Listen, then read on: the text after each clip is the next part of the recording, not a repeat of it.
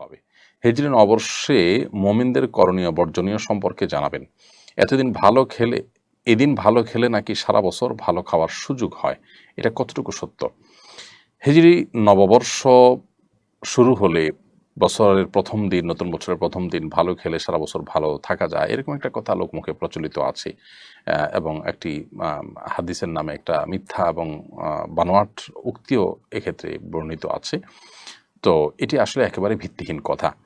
কোনো কোরআন অথবা হাদিসের কোনো জায়গায় এটি সাব্যস্ত হয়নি যে হিজরি বর্ষের প্রথম দিন ভালো খেলে সারা বছর ভালো থাকা যাবে। বরং এটি একান্ত মনগড়া কথা এবং ভিত্তিহীন কথা। এছাড়া হিজরি নববর্ষকে কেন্দ্র করে অনেক কুসংস্কারাচ্ছন্ন বিশ্বাস আমাদের সমাজে আছে, সেগুলো থেকে আমাদের বেরিয়ে আসতে হবে। বরং হিজরি নববর্ষকে সামনে রেখে হিজরতের শিক্ষা, তাৎপর্য সেগুলো আমরা স্মরণ করতে পারি, আমাদের স্মরণে আসতে পারে।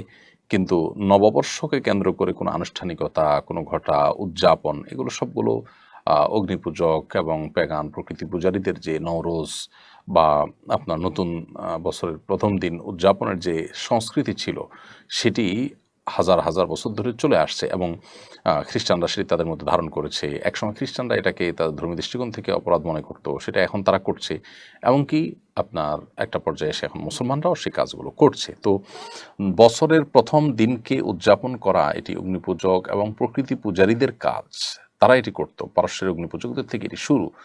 তো এটি কোনো মুসলমানের কালচার হতে পারে না। বিধায় হিজরি নববর্ষকে কেন্দ্র করে কোনো আনুষ্ঠানিকতার কোনো সুযোগ আসলে ইসলামের শরীয়তের দৃষ্টিকোণ থেকে নেই।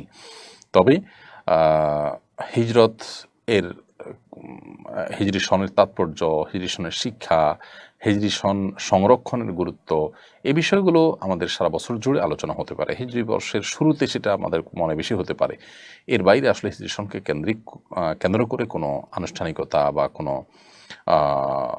সংস্কৃতি অথবা কোনো বিশেষ ধারণা যেগুলো আপনার মানুষের মধ্যে প্রচলিত আছে, যেমন যে প্রথম দিন ভালো গেলে সারা বছর খাওয়া যাবে ইত্যাদি ইত্যাদি, এগুলো একেবারেই অমূলক এবং হাদিস বিশ্লেষণ করলে আমরা দেখি যে এগুলো আসলে সঠিক কোনো কাজ নয়।